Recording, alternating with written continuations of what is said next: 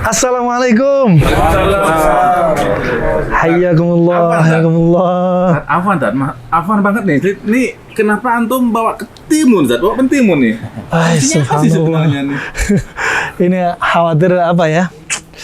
Khawatir jadi brand kajian anak itu timun jadinya. Nah, itu. Jadi timun kemana anak ada mesti teman-teman ngadirin timun gitu ya. Nah.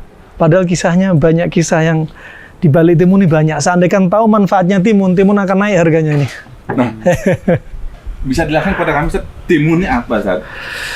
Selain kita buat sayuran gitu. Iya. Timun ini ajib ya.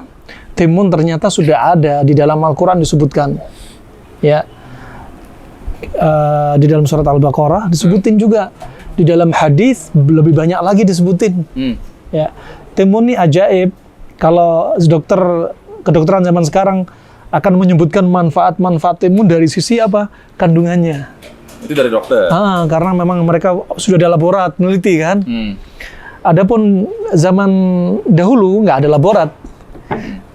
Kita patah timun, misalkan ya, lihat isinya banyak airnya, kita gigit dingin, ini sudah sifatnya ini dingin. Dingin ini untuk obat. Ya, obat apa? Penyakit yang sifatnya panas. Kalau ada penyakit panas. Kemudian kalau kita lagi makan makanan, ada makanan sifatnya panas, dikasih juga penyeimbangnya. Biar tubuh kita selalu seimbang. Ada panas, ada dingin, jadinya biar seimbang terus. Kalau kebanyakan dingin, akhirnya akan muncul penyakit dingin.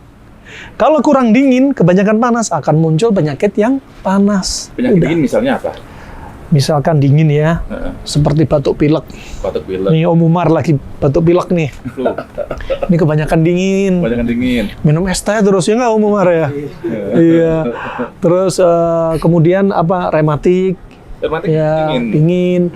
Juga diantaranya lemah syahwat tuh dingin. Iya. Nah, melihat doang udah. Itu dia. Makanya keputihan jangan banyak timun. Tambah lembab. Itu dia. Rahasianya banyaklah dan Nabi suka sama timun. Nabi suka sama timun. Nah, dan jangan malu-malu kalau ngobrol masalah makanan. Ternyata para ulama aja ngomong masalah timun. Ya, sampai dibikin judul ya seperti Abu Daud buat judul bab maja'a fi aklil bitih birutab. Bab datang dari Nabi makan semangka dengan kurma. Ngapain sih bahas Nabi makan semangka sama kurma? Nggak mungkin mereka bahas kecuali apa? Mereka paham. Ini judul dan ini kebiasaan ulama di masa silam. Itu ajibnya cara mereka meriwayatkan hadis.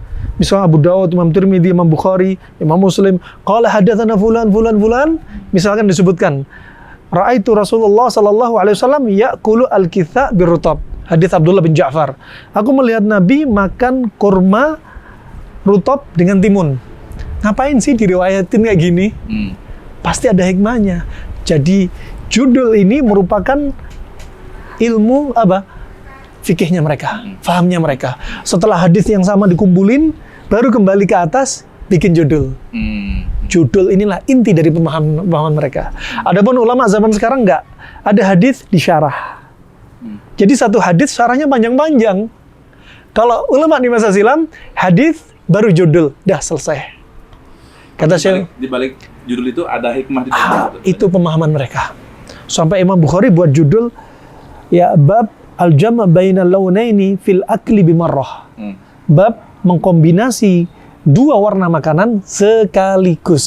Bukan makan dulu terus timunnya belakangan, bukan itu ya? Bukan, kurma sama timun bebarengan, bukan satunya kurma, satu timun langsung, bukan juga. Artinya langsung ketika itu. Itu mungkin beliau perkenalan dengan pola makan ini kan ya. Di Bedugul kita hidupkan nih. Iya. Pola makan kayak gini, Masya Allah. Pak Sarip, mungkin ada yang mau ditanyakan sama beliau mumpung ini, Pak Sarip? Dalam perjalanan ini kan kehidupan seorang manusia sering kalau daerah Bedugul, daerah dingin ini kan orang sering mengkonsumsi sesuatu yang berwarna kayak kopi, teh. Masya Allah. Terus yang manis-manis terutama. Terutama orang Bedugul ini khas ketika kita silaturahim pertama kali keluar pasti kopi. Ajib. Kenapa? Kenapa, Zat? Habitat. Yang berbicara. Kebiasaan ya? Karena dingin perlu pemanas. Iya. Gula manis-manis rata-rata panas. Ya kan? Kurma, Masya Allah, manisnya kurma, panasnya Masya Allah. Kopi, panas kering. Ya, jahe panas lembab. Makanya orang Belanda, orang Eropa menjajah negeri kita Indonesia karena mereka terkadang apa? Kedinginan. Cari rempah-rempah. Inilah asal usulnya. Itu iya. Nah, itu proses alam istilahnya. Kalau ada panas, ada dingin. Ada surga, ada neraka. Ada tauhid, ada syirik. Ada sunnah, ada bid'ah. Ada taubat, maksiat. Ya, ada juga di sini kalau ada panas, ada dingin, ada panas. Allah jadikan semuanya berpasang-pasangan. Nah, gimana Pak Ibrahim? Mau nanya ke Pak beliau? Enggak dulu. Saya lanjutkan mungkin.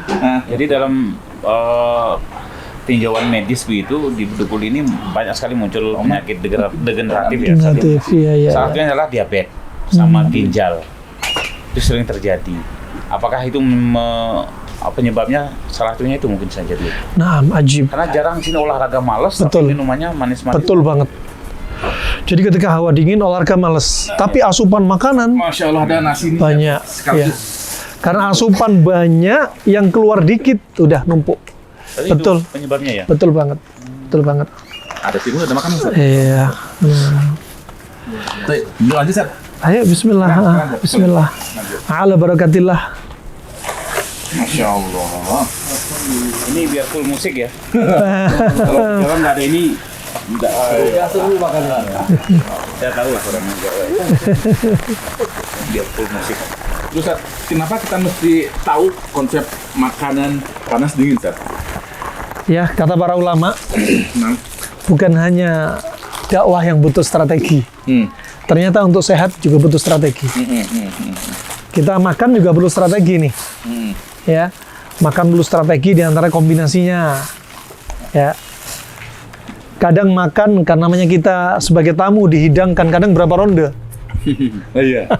Ini makanya perlu strategi perut.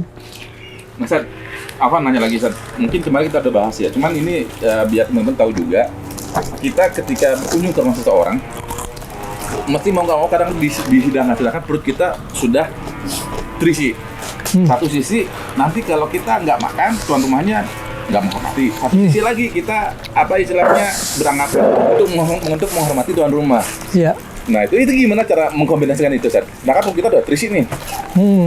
Nggak berbahaya nggak itu bagi kesehatan itu bagi kitanya sendiri? Ya, barakallahu fiik. Kalau misalkan kita sudah makan, perut kita sudah terisi, ya, atau kita makan makanan yang kita nggak suka dengan apa yang dihidangkan tuan rumah, nggak usah beralasan enggan sama tuan rumah, nanti ngelukai perasaan dia nggak. Karena kita dihadapkan dengan dua keburukan ya. Ya. Kalau dua keburukan datang bersama-sama, keburukan yang pertama apa? Kita khawatir nggak menyenangkan tuan rumah atau melukai perasaannya. Keburukan yang kedua apa? Kalau kita memaksakan makanan yang kita nggak suka, atau mungkin kita sudah kenyang banget, ya, maka diri kita akan apa? Terjatuh dalam malapetaka. Kalau dua keburukan terkumpul, mana yang pilih? Menghindari keburukan ya. Keburukan yang paling kecil. Paling kecil. Yang paling kecil mana berarti? Nah, tuan rumah, walaupun nggak nyaman perasaannya, tapi kita selamat. Iya. Selamat dari penyakit. Itu lebih penting. Nah, disebutkan di Ibnu Qayyim, kalau kita memaksakan makanan yang kita nggak suka, maka bahayanya lebih banyak daripada manfaatnya. Jadi daripada kita bahaya, mending nggak usah makan kalau udah kenyang banget, atau makan makanan yang hidangannya nggak disukai, nggak usah dimakan. Cari atau pilih yang suka aja. Itu. Nah. Ya, saya tanya lagi. Terus kebiasaan berikutnya ya, kalau makan hidupin kebiasaan makan berjamaah. Ini bukan disebut makan berjamaah ini. Makan berjamaah, nah ini. Makan berjamaah. Nabi bersabda dalam hadis riwayat Imam Bukhari, ta'amu wahid yakfil itsnain wa ta'amu itsnain yakfil tsalas wa ta'amu tsalas yakfil arba wa ta'amul arba yakfil tsaman. Satu porsi bisa untuk 2 orang. 2 porsi bisa untuk 3 orang. 3 porsi bisa untuk 4 orang. 4 porsi bisa untuk 8 orang. Jadi nggak usah takut jatahnya berkurang. Justru keberkahan ketika makan berjamaah. Udah kadung sebenarnya mau next time insyaallah. Next time. Dan subhanallah ajibnya seperti gayung bersambut. Kebaikan demi kebaikan akan kita dapat. Ketika makan berjamaah nggak mungkin kan kita makannya diem-dieman, nggak mungkin kan, mesti sambil ngobrol kan. Di antara ulama ada yang menyebutkan makan sambil bicara itu sunnah. Ada yang Nggak boleh. ya di Jawa nggak ilok katanya. Itu sebagian orang bilang kalau makan nggak usah bersuara deh, diam, makan dulu gitu. Di antara ada yang mengatakan bukan sunnah. Yang mengatakan sunnah berdalil apa? Menyelisih orang Yahudi. Orang Yahudi kalau makan, syariat mereka nggak boleh bicara. Kedua, kebiasaan Nabi kalau makan dengan istrinya, dengan para sahabatnya mesti sambil bicara. Dan sering makan berjamaah. Pernah Nabi datang ke Mekah menunaikan ibadah, umrah atau haji. Penduduk Mekah kalau makan biasanya satu piring satu orang. Penduduk Mekah menawarkan kepada Nabi satu piring makanan. Nabi tidak menjawab tawaran mereka. Tapi Nabi mencari para penduduk dari Yaman yang kebiasaan mereka makan berjamaah. Dari Yaman. Dari Yaman.